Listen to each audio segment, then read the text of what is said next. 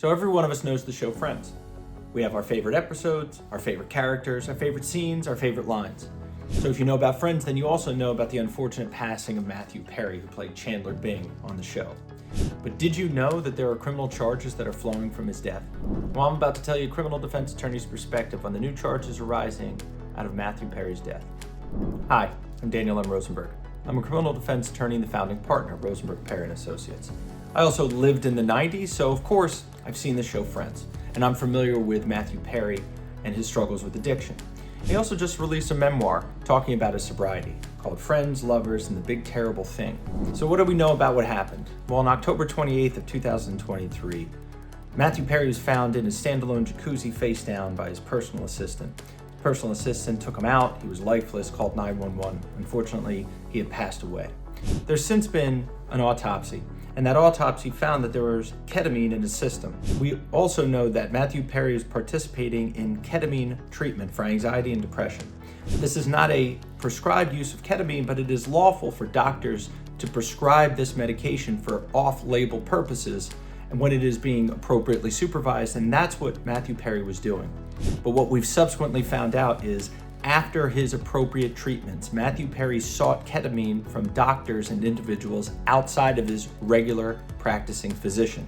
So he was lawfully being treated with ketamine, and when he wanted to get more of that, he sought alternative sources. The lead defendants in the Matthew Perry case are individuals named Jasmine Sagna, allegedly known as the Ketamine Queen, and Dr. Salvador Plasencia. Also charged is Dr. Mark Chavez, and an individual by the name of Eric Fleming, who admitted in court documents that he distributed the actual ketamine that killed Matthew Perry.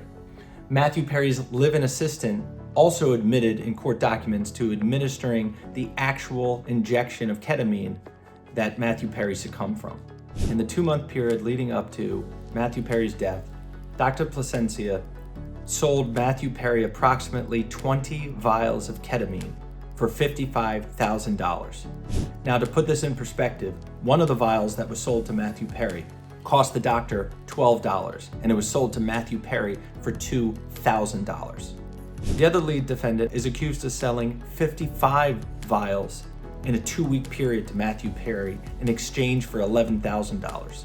So essentially what's happening is Matthew Perry is buying prescription drugs from doctors who are unlawfully prescribing it to Matthew Perry, and he is paying cash for them. Eric Fleming's role in this conspiracy was to transport the ketamine to Matthew Perry's personal assistant. As of the date of this video, Dr. Chavez and Eric Fleming have both pleaded guilty to their roles in this conspiracy. So what's the charge these individuals would be facing if this happened here in New Jersey? And the charge is called strict liability for drug-induced deaths. This is a relatively newly established charge, and really the goal of it is to attack drug dealers that are distributing opioids. There's an argument to be made that everyone in this chain, from the personal assistant to the delivery person to the doctors prescribing, all are exposed to a criminal conviction for drug-induced death. So in Matthew Perry's case, the state would need to establish that the substance that went into Matthew Perry that resulted in his death was distributed by the defendant or defendants. Matthew Perry's case is tragic, and it shows all of us the extremes that people will go to when it comes to addiction. And when I say people, I'm talking about individual users like Matthew Perry, the lengths he went to secure these drugs so he could continue to use.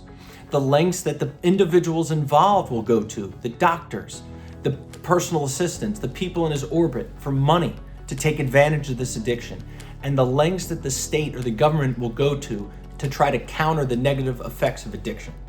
So as time goes on, we'll find out what ultimately happens to the 2 lead defendants in Matthew Perry's case. So if you or someone you know has been charged with a crime in the state of New Jersey or has any questions about the legal process, please contact our office. We're happy to help. And if you like the contents of this video, please like and subscribe to our YouTube channel. And if there's a topic you'd like to know more about, please contact my office or leave a comment below. I'd love to hear about it. We are criminal trial attorneys. We have your back. That's what we do.